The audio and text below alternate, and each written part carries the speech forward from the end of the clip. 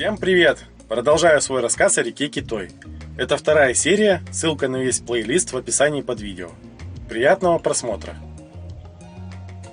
Набережная микрорайона Кирова плавно перетекает в следующую пойму.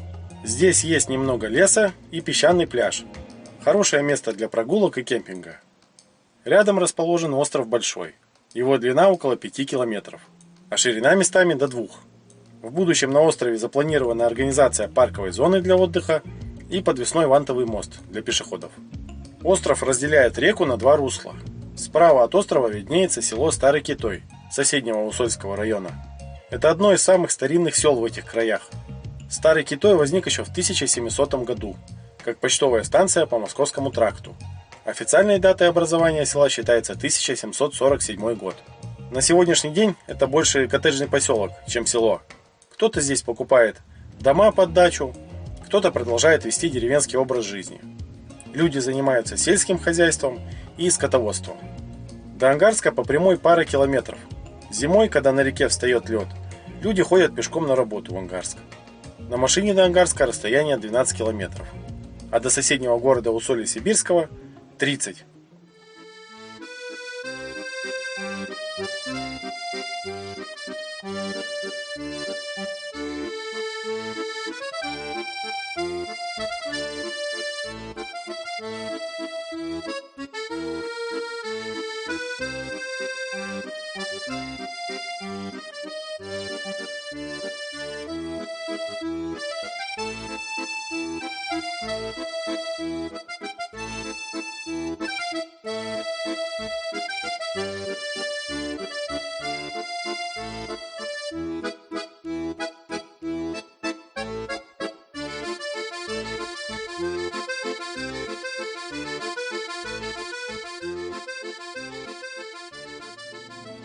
Слева от острова находится микрорайон Старица и Ангарская набережная. В этом месте будет подвесной мост. В этих местах уже был когда-то подвесной мост, еще в советское время, но до наших дней он не сохранился. На реке видны остатки бон. Боны предназначались для задержки и дальнейшей сортировки леса, который раньше сплавляли по Китою.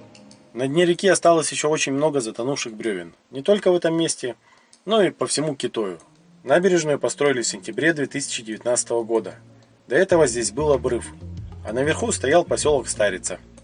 Этот поселок был образован раньше поселка Кирова, но даже примерную дату образования уже никто не помнит. Известно лишь, что раньше 1936 года.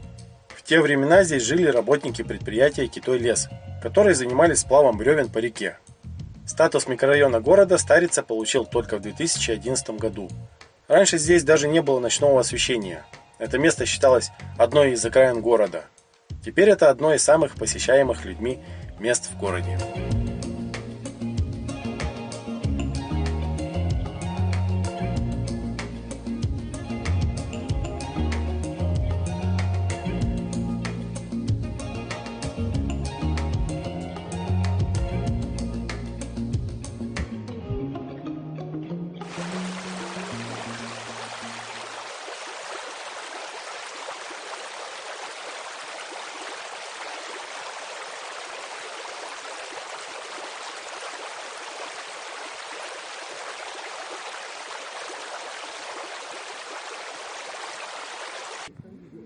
Вот такие, у нас такая жизнь юморная.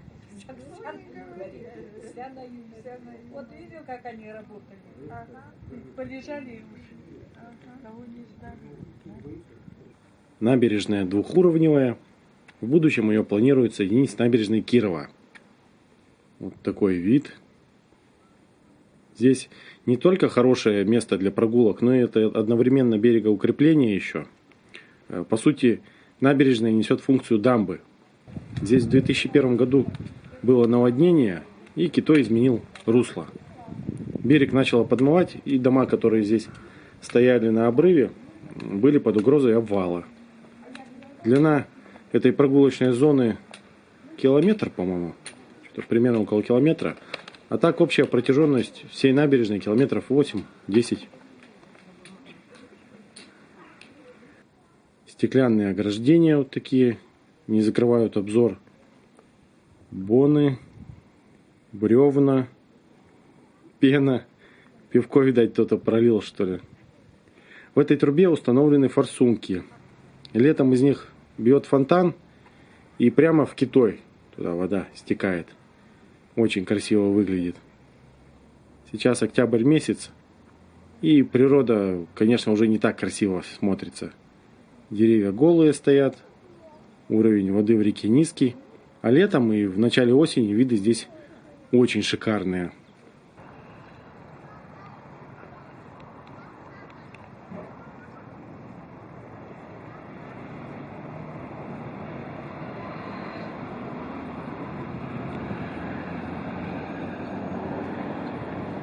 Набережная выходит на улицу Алешина, это одна из центральных улиц города, и здесь размещена экспозиция «Дети Донбасса». Наш город был третий после Москвы и Питера, где разместили эту экспозицию. Здесь показаны дети, которые родились и росли при всем известных событиях последних 8 лет. Вот. Над головой подсветка типа «Звездное небо». Ночью красиво выглядит.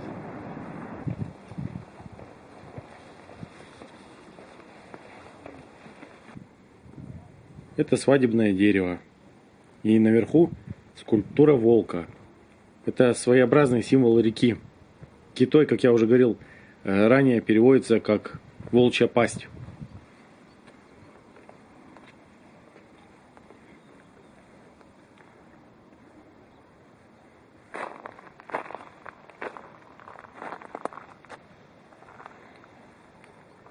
Обозначение населенных пунктов на реке. Конечная, вернее начальная точка — это поселок Самарта в Бурятии. Там в горах Китой берет свое начало. До тех мест я и планирую доехать. Волк сделан из полированной нержавеющей стали. Он как блестит.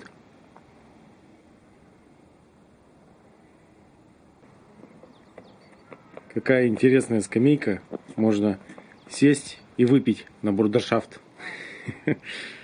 Парикмахерская здесь, кстати, тоже недалеко есть.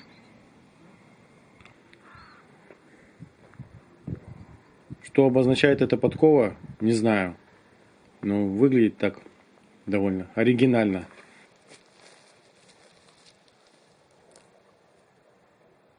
Заводи. Поедем сейчас.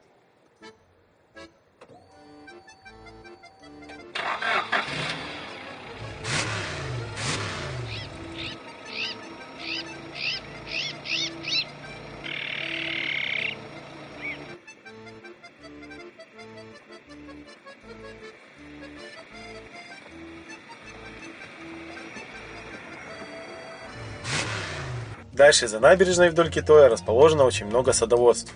Некоторые из них находятся в черте города. Здесь даже есть гаражный кооператив, прямо на берегу. В этом месте заканчивается остров Большой, и Китой снова бежит по одному руслу.